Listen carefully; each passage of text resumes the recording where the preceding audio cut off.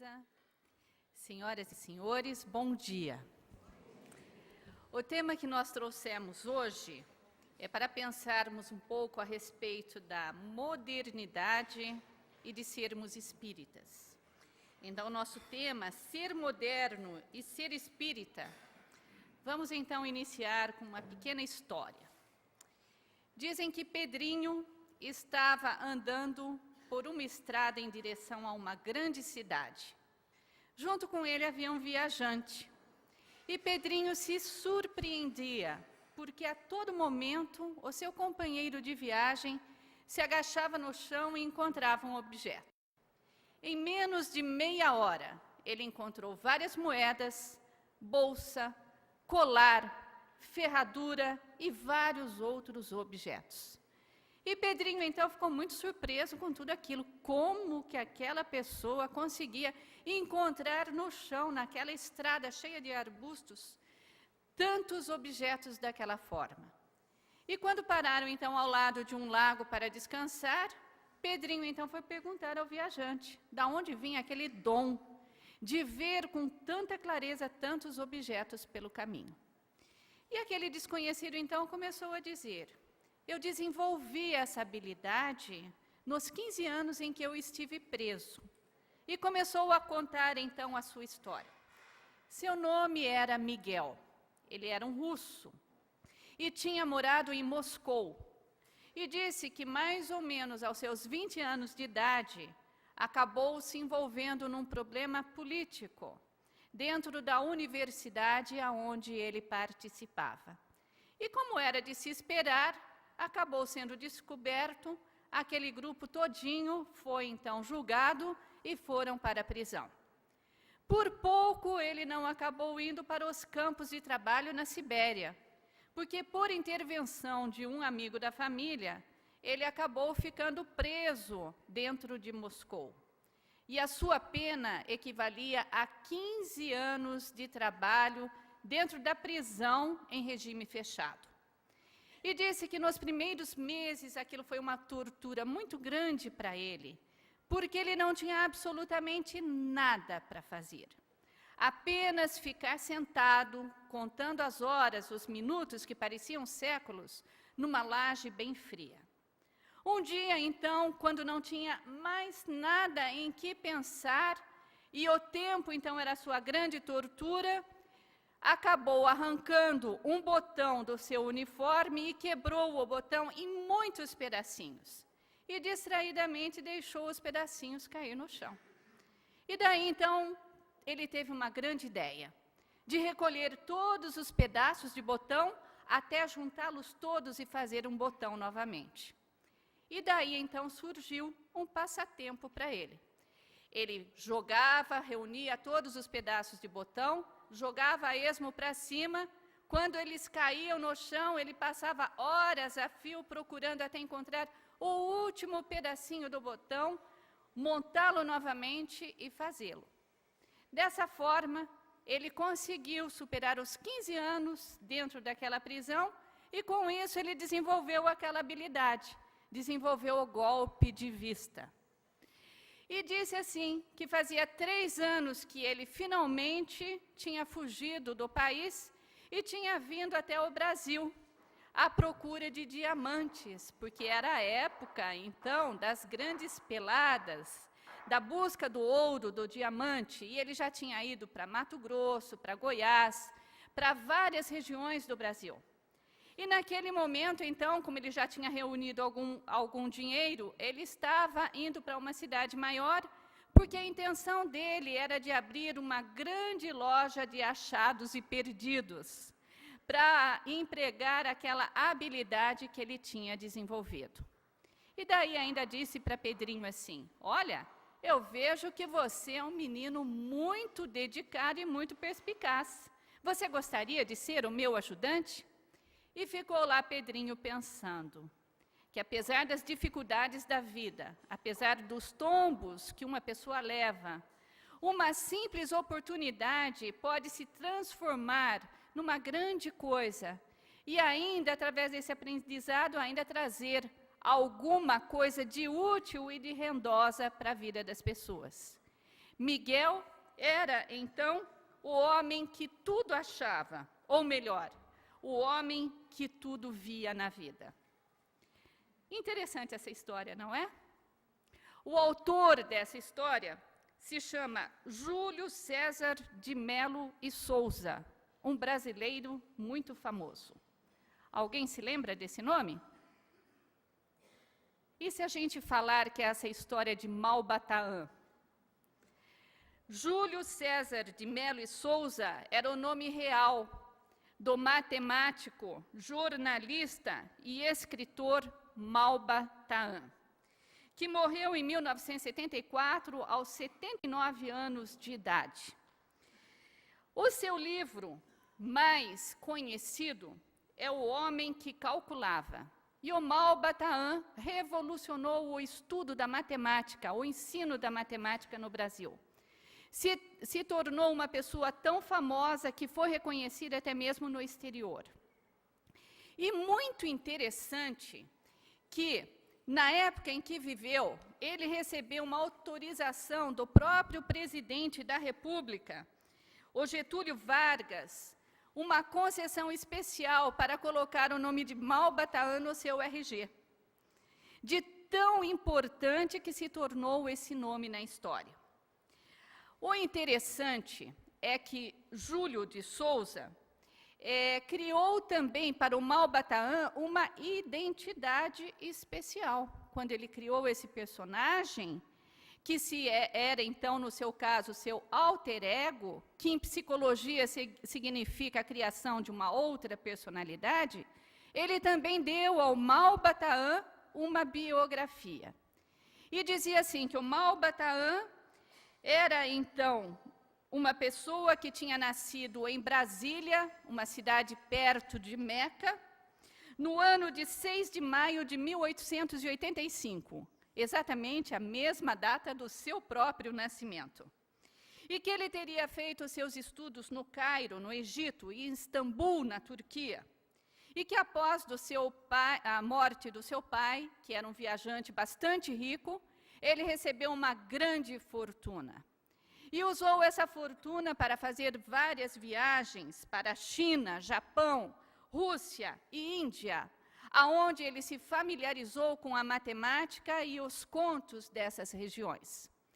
Teria também vindo para o Brasil, aonde deixou os seus livros originais escritos em árabe, e que posteriormente foi traduzido pelo também fictício professor Breno Alencar Bianco, um outro pseudônimo do próprio Júlio Souza.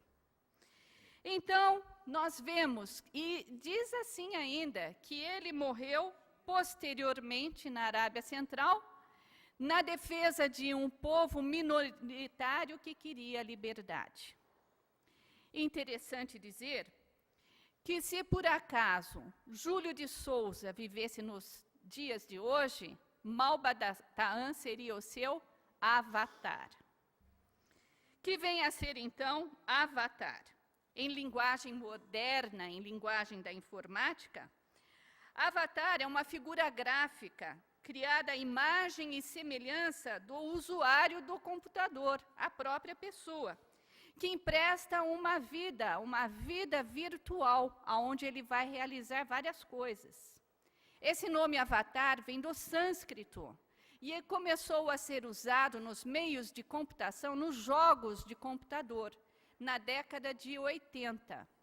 E ficou extremamente conhecido quando, no ano de 2009, chegou a ganhar até um Oscar, um filme do mesmo nome que foi realizado.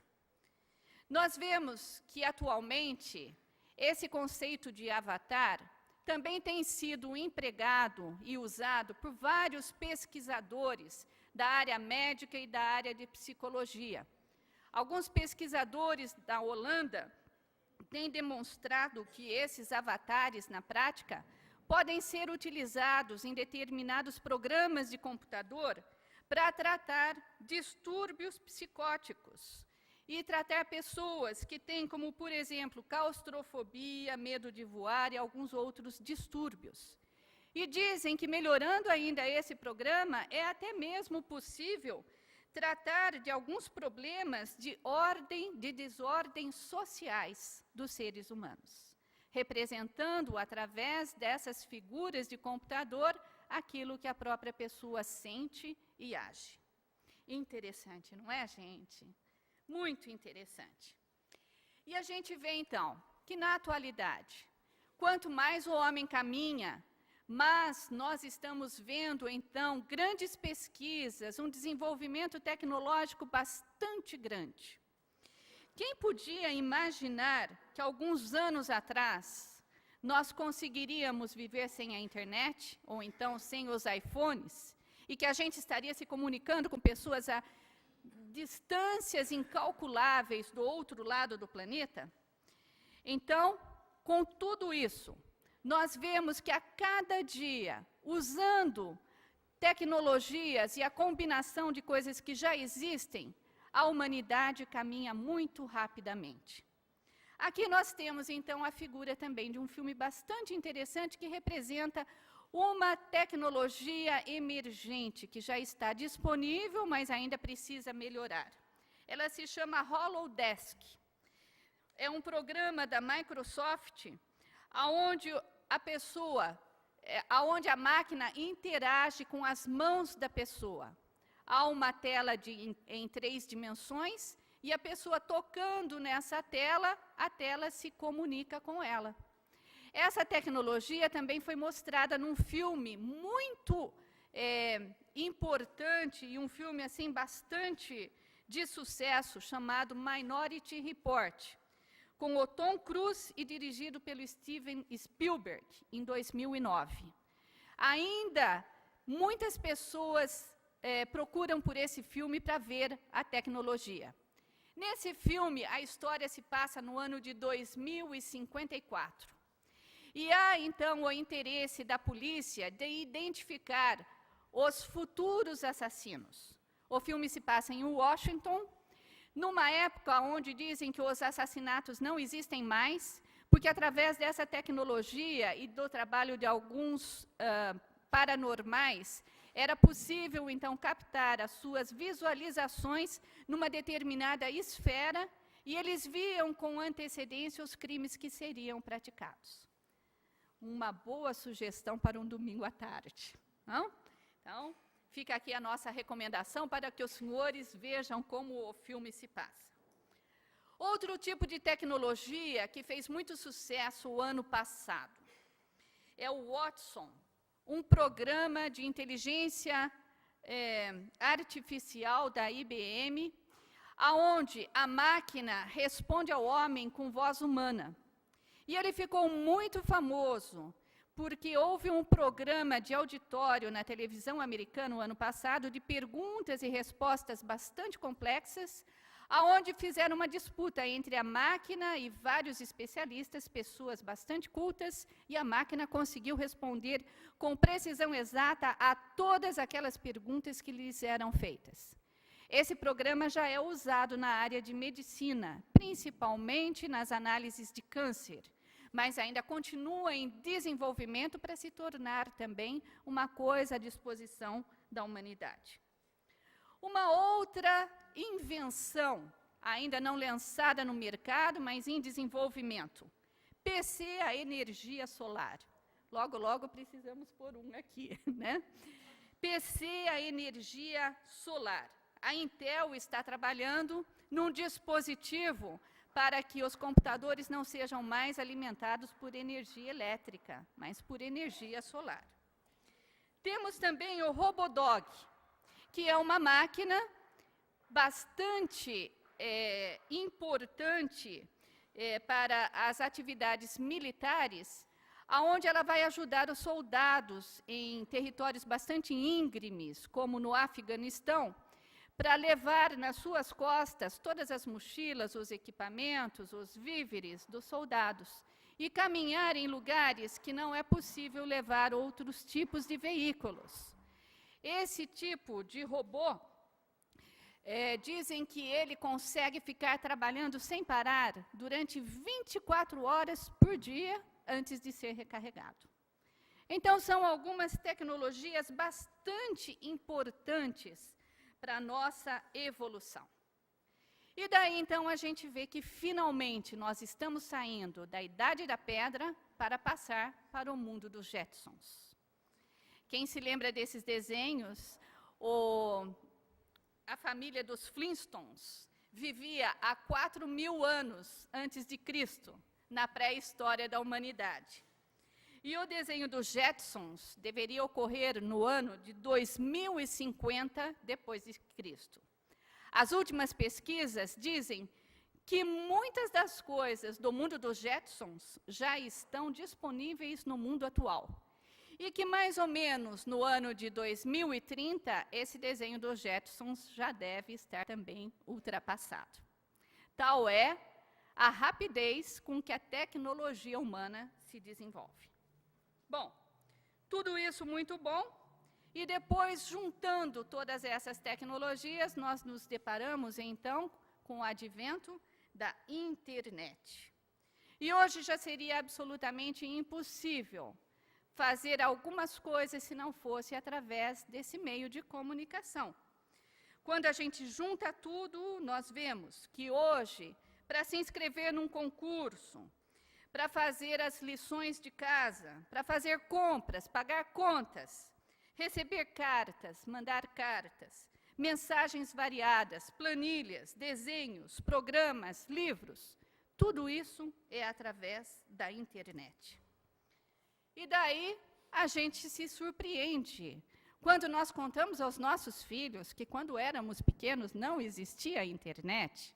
Eles ficam admirados de ver aqueles equipamentos mais antigos da nossa época, como uma máquina de escrever. Criança de hoje em dia só conhece computador, máquina de escrever já é coisa de museu. Outra coisa também que a gente precisa ver, que absolutamente todo mundo, usando esse meio de comunicação, as distâncias hoje pessoais de relacionamento de família também começam a ser alteradas. Porque até cachorro hoje em dia usa algum tipo de comunicação. Então, as pessoas estão próximas, mas elas se comunicam através da grande rede de internet. Bom, muito bom, facilita a vida, mas também apresenta riscos. E esses riscos nós vemos todos os dias. Nós vemos, então, aqui, que apesar da grande intenção da humanidade em aplicar bem as suas invenções para uma finalidade de progresso que facilite a vida, há também aqueles que lançam mão dessas tecnologias para deixar à mostra aquilo que tem de mal dentro da humanidade. Então, nos deparamos hoje com os hackers, as pessoas que conseguem invadir esses programas de televisão e acabam descobrindo nossas senhas de banco, fazendo assaltos, fazendo destruição de coisas importantes que nós nos comunicamos. Temos também os crimes, as difamações, a incitação ao preconceito, que rola constantemente através da internet. Tudo isso ainda sem falar da grande rede de pedofilia, que assola as nossas famílias e principalmente os nossos filhos.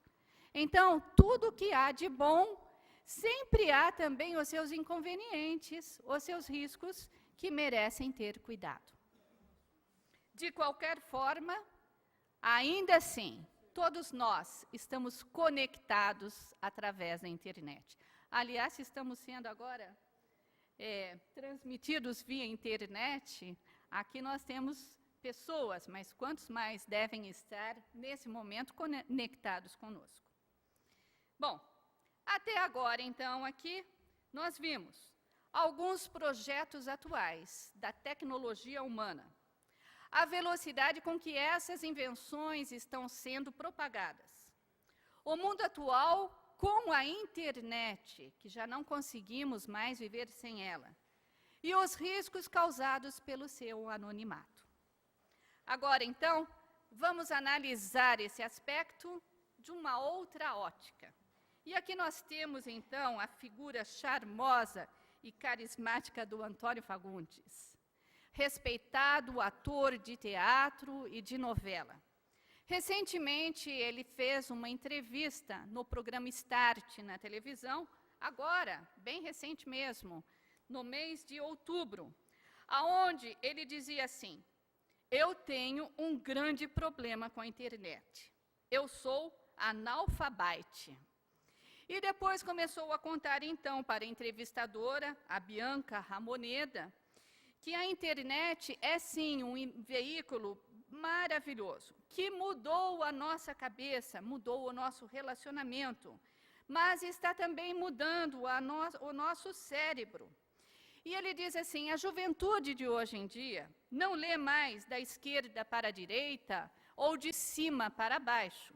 Ela simplesmente vai linkando as palavras dentro do texto da internet. E ele diz assim, porque o Antônio Fagundes é um ator bastante reconhecido no seu meio pela grande capacidade de concentração e por decorar os textos de uma forma muito rápida. Ele é admirado no meio artístico porque ele não costuma estudar com muita antecedência os textos. Dizem que pouco tempo antes de iniciar uma peça ou então um capítulo da televisão, ele lê profundamente aquele texto e ele consegue mergulhar dentro das palavras e representar com sentimento. E ele diz que essa capacidade de concentração e de introspecção que ele conquistou ao longo dos anos, ele vê que os seus companheiros mais novos da atualidade não conseguem, porque se usam da internet. E ali na internet, com esses hyperlinks, a pessoa dá a interpretação que ela quiser ao texto. Ela não mergulha dentro do sentido que o autor quer dar naquele texto que ele escreveu, mas ela dá, sim, uma visão superficial, se ela não for nos links, mas os links arremetem para outros assuntos e a pessoa acaba perdendo o fio da meada.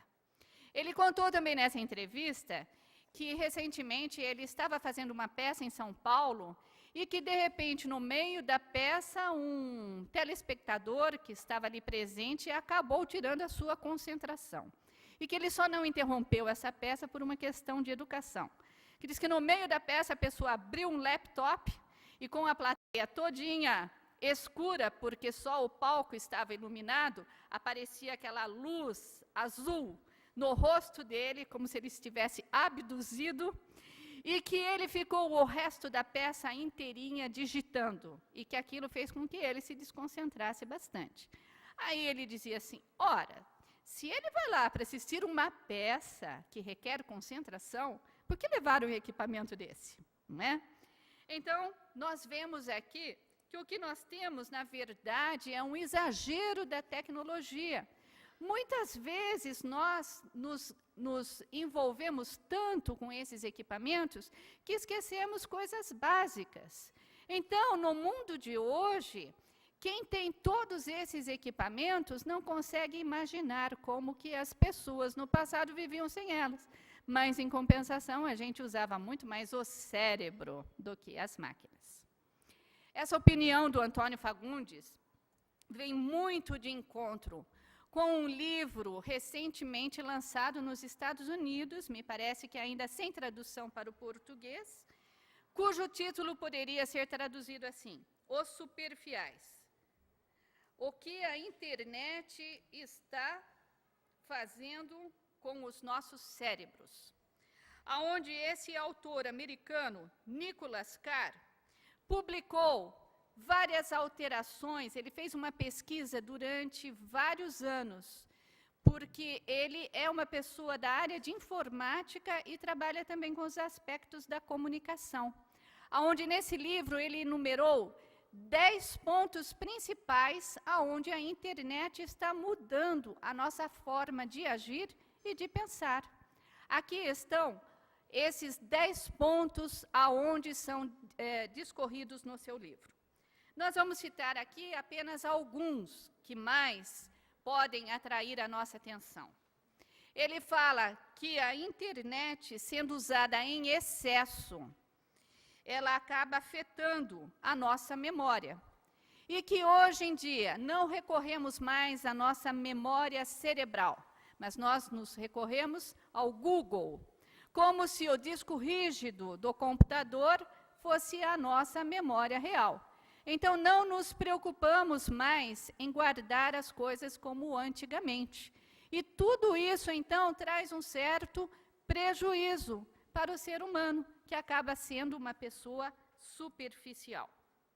Ele fala também a respeito das pesquisas, que antigamente, para se fazer um trabalho de escola, nós deveríamos ir até a biblioteca, um esforço de locomoção, procurar com a bibliotecária quais eram os títulos que tinham do nosso assunto, sentar-nos a uma cadeira, folhear os livros, ler os artigos até o final, retornar um pouco, anotar à mão.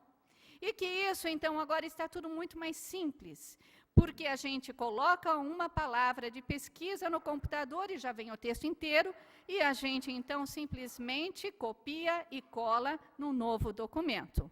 Mas que há uma falta de profundidade nisso, porque nem mesmo ao trabalho de ler o conteúdo e fazer as comparações as pessoas estão tendo mais.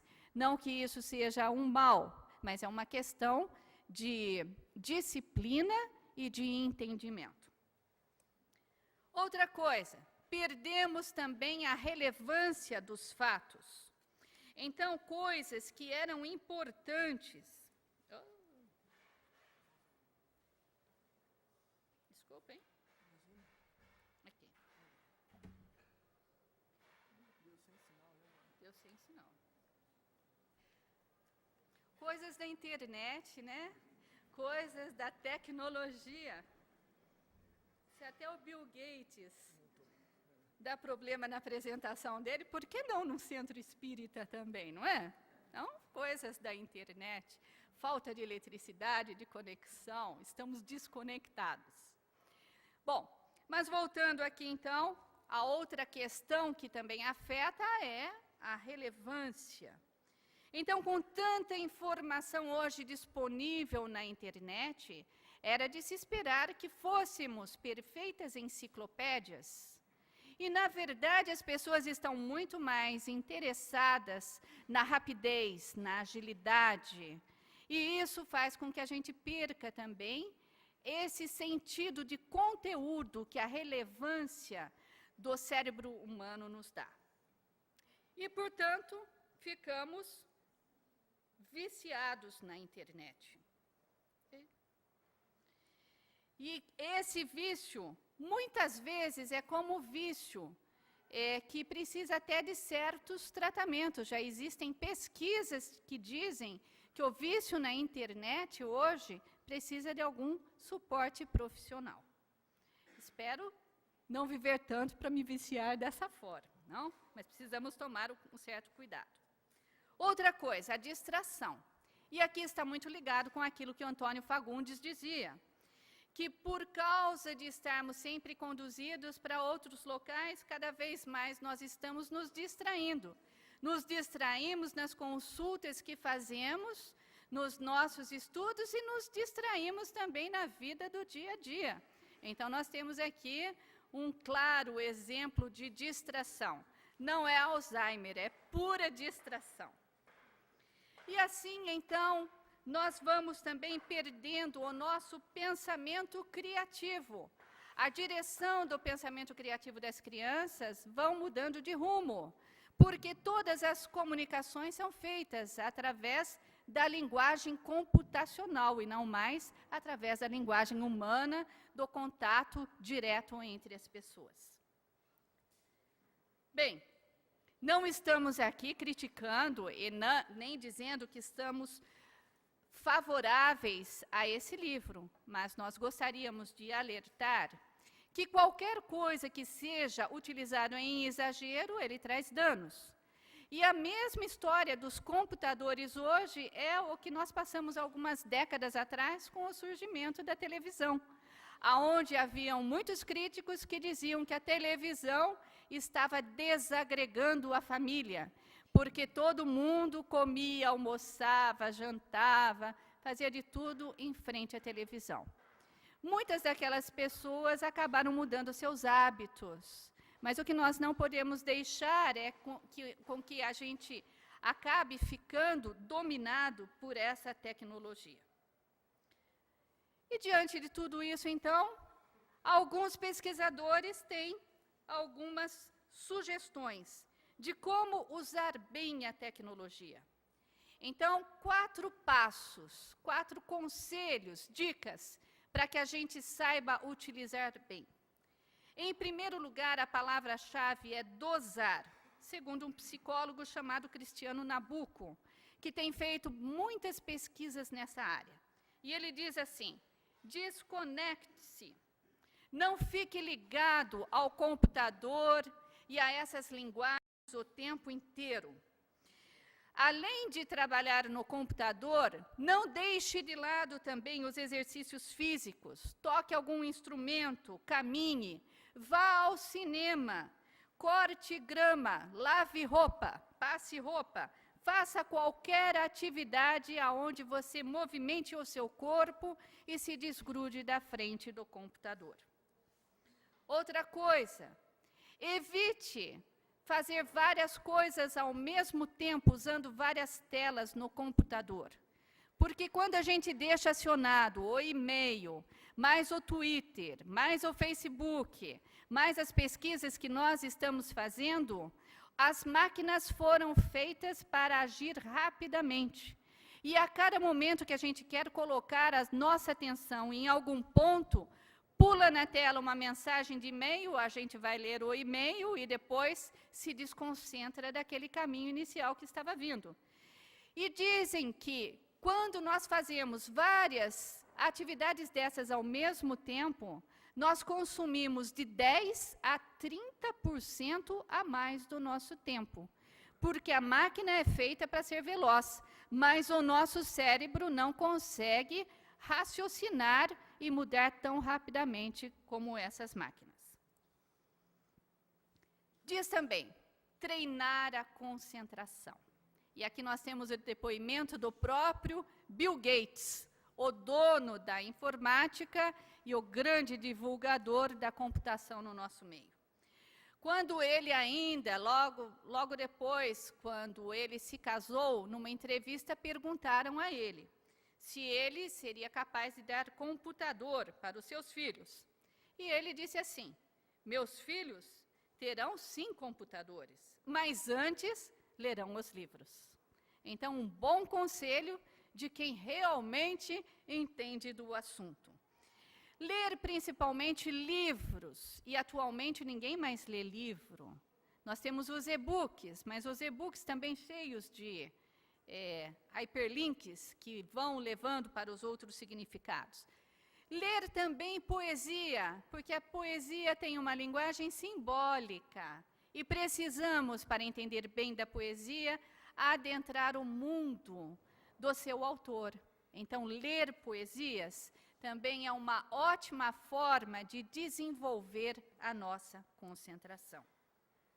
E desenvolver, então, uma certa cultura digital. Aprender mais programas, aprender funcionalidades novas que aparecem. Não ficar restrito só ao Facebook e a todo momento toma café da manhã, tira uma foto e manda lá para o Twitter, para o Facebook. Bom dia, meus amigos. Chega na hora do almoço, aqui está o meu prato. Então, ficar restrito a um só meio de comunicação também não é uma coisa boa. E nós precisamos, então, voltar a nos comunicar mais. Bem, há quem diga que tudo isso é dificuldade para quem é mais antigo, de algumas décadas atrás, e que a criançada, a moçada de hoje, não tem absolutamente nenhum problema.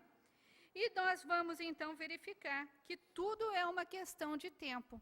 Porque dizem assim, que quando a pessoa nasce depois da coisa inventada, ela tem, de fato, uma maior facilidade para manusear essa tecnologia.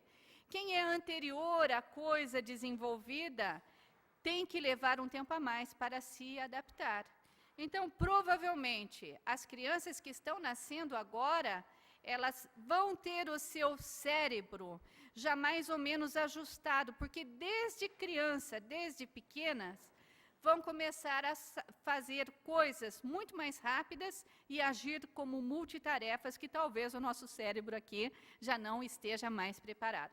Quem sabe nas próximas encarnações nós teremos a mesma habilidade que os nossos netos têm hoje em dia. Bom, até agora nós vimos então sobre a internet, como ela muda o nosso cérebro, como poderíamos usar melhor a tecnologia e falamos um pouco a respeito dos jovens e da internet. Não que sejam mais inteligentes, mas mais adaptados ao mundo moderno. Vamos falar então um pouco agora da ação da religião, da ligação da religião e da internet. Lembrando que foi o próprio Papa Pio XII que foi então o pioneiro em usar o rádio para transmitir os seus sermões para a população na Europa, nos idos anos de 1940. Então, as religiões sempre estiveram se utilizando desses meios da tecnologia. E ele já foi um inovador, na época, então, da Segunda Guerra Mundial, para alcançar a mais distâncias a sua palavra daquelas pessoas que não poderiam ouvir pessoalmente. Afinal de contas, se a gente considerar que a palavra religião vem do latim religare, que significa aproximar, juntar as pessoas até Deus, tudo tem a ver entre religião e internet. A junção das pessoas. E aí, então, nós vamos pensar assim, se Jesus vivesse no dia de hoje, considerando da população global, ele teria 2 bilhões e 100 de seguidores. E nós vamos ver, então, que todas as religiões hoje estão se utilizando já desses meios da internet, o que tem feito com que muitos pesquisadores também comecem a reavaliar como que a fé está se transformando na cabeça das pessoas. Porque a própria Igreja Católica, uma das inovadoras no uso da internet, está disponibilizando no computador muitos meios. Então, hoje a gente já tem a Bíblia online, nós podemos rezar um terço online e com som, com coisas animadas, acender uma vela e até mesmo fazer peregrinação sem sair de casa e sem se submeter àqueles ônibus que andam horas e horas, acompanhando um trânsito infernal, muitas vezes, de dentro de casa, né? O Santuário de Nossa Senhora Aparecida já teve um grupo de engenheiros que desenvolveram em várias dimensões o caminhar dentro desse santuário. E a pessoa pode parar na frente das imagens, em determinados pontos ali, fazer a sua oração comodamente sentada em frente ao computador e estando participando com os outros lá. Nós vemos também nas outras religiões, por exemplo, Congregação Israelita Paulista colocou algum tempo atrás, alguns anos atrás na internet, um site institucional, assim como nós temos aqui o nosso do Kardec. Mas agora, ultimamente, eles já estão melhorando esse site. E puseram até lá um lugar onde se chama Pergunte ao Rabino, onde qualquer pessoa pode dirigir um e-mail com perguntas, e uma vez por semana o Rabino de São Paulo responde essas perguntas, que podem ser vistas não só pelas pessoas que são os praticantes dessa religião, como qualquer outra pessoa. Também gravaram arquivos em MP3, que podem ser baixados para celular, e acompanhar, então, todos os rituais através do celular, aonde quer que esteja, se utilizando, então, dos acessórios móveis que nós temos no mundo. O Centro Islâmico do Brasil também criou um site, e que hoje oferece o Alcorão traduzido em português, até mesmo para aqueles que querem aderir ao Alcorão aqui no Brasil, conseguem através desse site aderir à religião, estudar o Alcorão, estudar a língua também e até mesmo tirar vistos para outras terras e conseguir fazer as suas viagens. Nos Estados Unidos, os Mormons, que sempre estão esperando, então, o final dos séculos, estão construindo agora um repositório gigante de objetos virtuais. Não são mais aqueles objetos enterrados na terra para quando a terra se modificar, mas é um repositório de objetos virtuais. E estão construindo uma árvore genealógica virtual, que vai agregar as pessoas, tanto crentes como não crentes, e dizem que é a maior árvore genealógica já existente na humanidade. Todos nós podemos, então, dentro de mais algum tempo, encontrar os nossos antepassados, os nossos ancestrais. Portanto, com tanta facilidade no uso da internet, nós temos até mesmo aqui agora em Campinas, o velório online. E alguns meses atrás, a nossa Câmara Municipal aprovou o projeto e já existem, então, as câmeras instaladas dentro das salas de velório e que transmitem, então, o cortejo e todas aquelas celebrações à distância. Facilita a vida. Quantas pessoas, às vezes, não gostariam de estar indo a um velório e não podem pela distância, pela impossibilidade, alguma outro inconveniente que possa ter. E tudo isso, então, estamos agora até mesmo sendo celebrados à distância pela internet. Bom, o que tudo isso traz de vantagem para as religiões? Todos nós falamos a respeito do universalismo das religiões. Coisas que muitas pessoas, grandes praticantes da fraternidade, já têm dito há vários tempos, independente do credo que abraçam, a respeito desse universalismo. Madre Teresa de Calcutá, uma vez visitando uma região e chegando perto de um leproso, uma pessoa cheia de chagas pelo corpo, ele chegou-se a ela e perguntou: qual é a sua religião? E ela humildemente disse: meu Deus é você, e minha religião é o amor. Então ela, que trazia a fraternidade a todos, já demonstrava, assim, uma clareza de espírito muito grande, e essa ligação entre todos aqueles que não têm só rótulo, mas que precisam do carinho, precisam da união. Nós vamos ver, então, que essa facilidade através da internet, podendo acessar em todos os lugares informações sobre todas as religiões, vai trazer, então, a união na convergência, que é o que dizem atualmente sobre o ecumenismo, aonde nós vamos, então, utilizar das religiões aquilo que elas têm de melhor, e fazer uma integração entre todas as pessoas, independente daquele rótulo que ela tenha.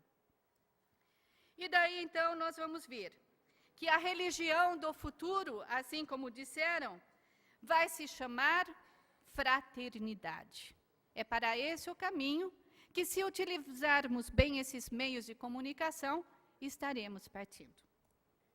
Bom, vimos até aqui como as religiões, então, usam a internet, as suas tendências atuais. E falamos um pouco a respeito do universalismo das religiões e que os benefícios que a internet pode trazer. Vamos, então, agora pensarmos como espíritas e verificarmos a contribuição do espiritismo diante de tudo isso. Qual é essa posição do espiritismo? E nós vamos lembrar que a missão do espiritismo é transformar o homem para que o mundo se transforme. Então, essa transformação é do interior para o exterior. A doutrina espírita também partilha do esforço de união de todas as religiões. E o que importa, segundo os ensinamentos de Kardec, é a reforma moral do indivíduo, não a sua religião. E o Espiritismo, então, nessa era digital, tem uma grande responsabilidade. Se nos mirarmos, então, no exemplo de Kardec, o codificador da doutrina, e nos lembrarmos de que ele era um pedagogo e se utilizou do meio da imprensa escrita naquela época, que ainda era emergente, imaginem Kardec no dia de hoje. Diante dessa facilidade, se lembrarmos no tempo dele, ele não tinha nem mesmo máquina de escrever. Escrevia na mão, com caneta de pena, mandava cartas para outros países que eram conduzidas por carruagens, por cavalo, não havia outros meios de transporte mais adequado. E conseguiu elaborar tudo isso. E de uma forma pedagogicamente bastante avançada para aquela época. Então, nós ficamos imaginando assim, se Kardec vivesse no dia de hoje, com certeza ele estaria se utilizando desses recursos mais modernos. É por isso que os centros espíritas precisam se utilizar de data show, de filme, de microfone, de tudo o que estiver ao alcance, para acompanhar as necessidades do mundo novo. Aliás, se Allan Kardec vivesse nos nossos dias, esse também seria um avatar, porque o nome verdadeiro dele era professor Denizar Rivail. Então, Allan Kardec também seria esse avatar. Da mesma forma como Júlio Souza também teve o seu, em Malbataan, e também revolucionou o ensino da matemática nos nossos dias. Bem, vamos lembrar então, que se tivermos de tomar cuidado com os riscos da internet, utilizada no nosso dia a dia e utilizada nos meios comerciais, também nós precisamos cuidar da pureza doutrinária do Espiritismo, porque já que não há censura, nem mesmo nos livros escritos dentro da doutrina espírita, e qualquer um pode escrever aquilo que mais lhe convier, e a quantidade de editoras que publicam e colocam, muitas vezes nas sessões de livro de alta ajuda, livros que se dizem espírita, mas nem sempre bastante apropriados, imaginem na internet, aonde a gente pode, através do anonimato, fazer aquilo que a gente bem quiser. Então, analisando pela internet, nós nos deparamos muitas vezes com fóruns espíritas com perguntas absurdas.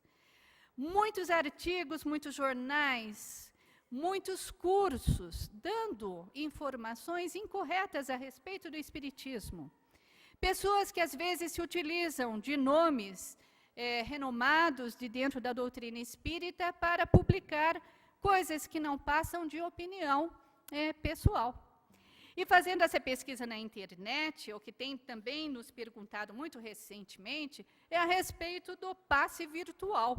Porque já que a gente tem até velório virtual, passe também. Agora nós temos vários sites.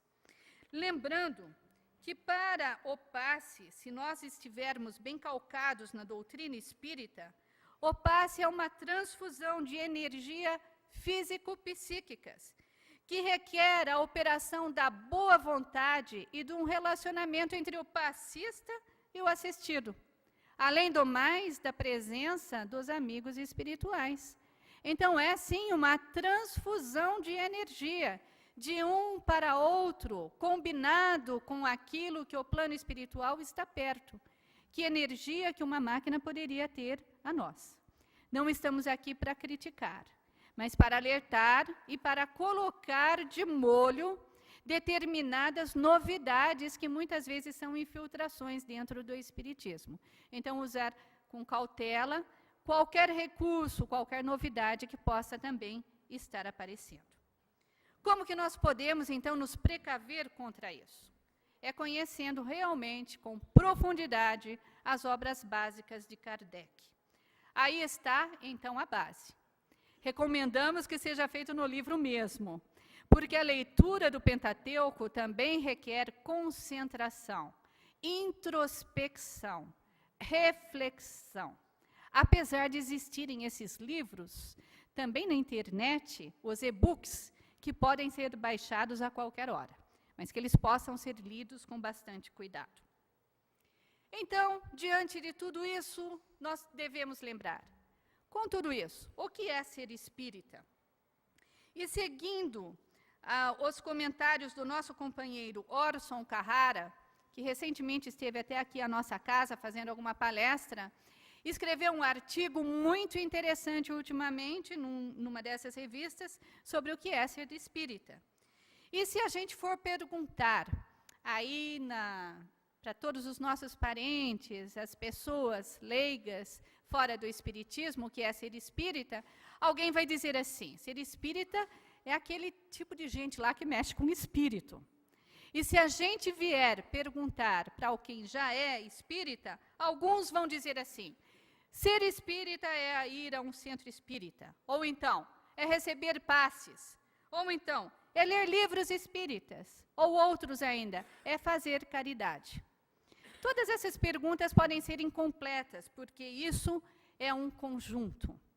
O que mais o espiritismo quer é fazer com que as pessoas não só acreditem, mas também admirem e, principalmente, pratiquem aquilo que é a moral cristã.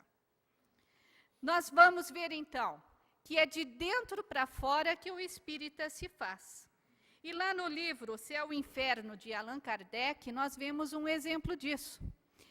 Existe lá naquela seção onde fala sobre os espíritos felizes, uma comunicação de um espírito evocado por Allan Kardec, aonde ele dizia que ele se sentia feliz no mundo espiritual porque ele tinha praticado tudo aquilo que era de um homem de bem.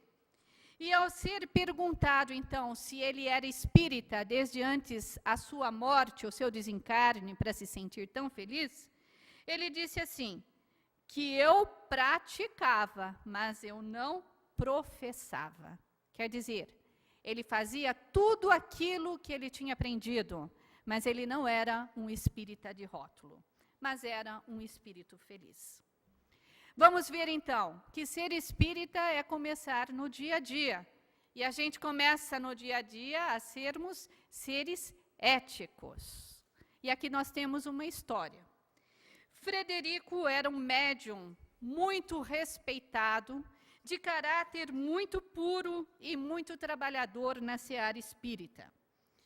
Foi encontrado num hospital no plano espiritual em péssimas condições. Ele tinha sido acolhido por protetores espirituais 30 minutos após o seu desencarne num acidente de carro. E estava, então, diagnosticado como coma mental. 2 enfermeiras do plano espiritual chegando perto dele e colocando a mão sobre a sua testa, podiam perceber nitidamente o quebrar dos vidros do carro, barulho de ferro retorcido, uma grande angústia, uma dor muito forte na cabeça e um desacordar. E aquilo se repetia constantemente. As 2 enfermeiras, então, começaram a conversar.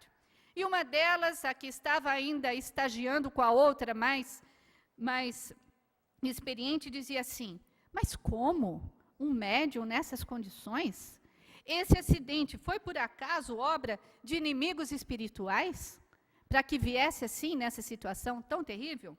Não, não foi nada de inimigo espiritual. Bom, então ele só pode ter um componente kármico para morrer de uma forma assim tão violenta.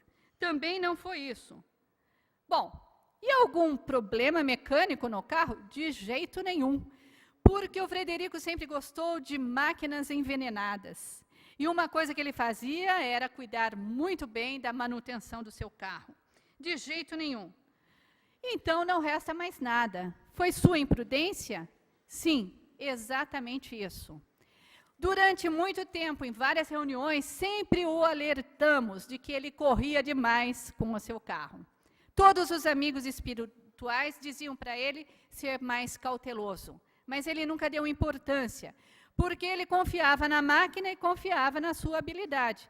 E agora, olha aí o que aconteceu. Acabou sofrendo esse acidente terrível. Então, a outra enfermeira disse assim, puxa, mas que sofrimento desnecessário, não? Poderia ter morrido sem essa. E daí a outra disse, não existe dor desnecessária, existem provas dispensáveis. Muita coisa do que nós fazemos na vida não dependem dos espíritos, não está na lei kármica, mas está na nossa responsabilidade.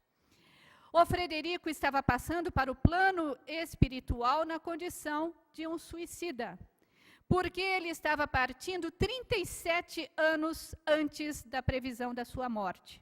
Ainda teria uma vida muito longa, de grandes realizações, que era o seu plano de existência aqui na Terra, mas por imprecaução acabou partindo antes.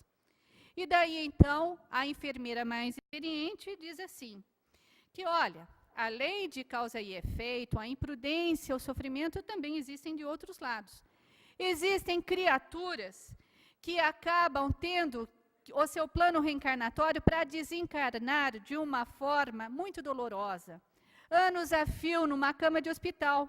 Mas por causa do seu relacionamento com a vida, por causa do seu respeito, muitas vezes um escorregão num box de banheiro faz com que ela desencarne e acabam aparecendo do lado de lá, felizes da vida, sem grandes preocupações. O Frederico estava passando pelo que chamam no plano espiritual de um estado de paraesquizofrenia e atormentado pela sua dor de consciência e pelaquela cena daquele acidente que passou. Respeitar o trânsito, respeitar a humanidade, respeitar tudo aquilo que temos aqui na Terra, também é uma forma de respeitarmos as leis universais. Nós vimos aqui, então, hoje, o progresso, a tecnologia, a influência da internet, a universalidade religiosa, a posição do espiritismo e o que é ser espírita. Diante, então, de toda essa tecnologia, vamos agir como espíritas, utilizando dela sim, mas sempre nos lembrando de usar a técnica do amor, a ciência da compaixão, o chip da humildade, a teoria da verdade, os conceitos da justiça e a ética da caridade. Assim, seremos modernos e seremos espíritas. Eu sou espírita. E você? Muito obrigada.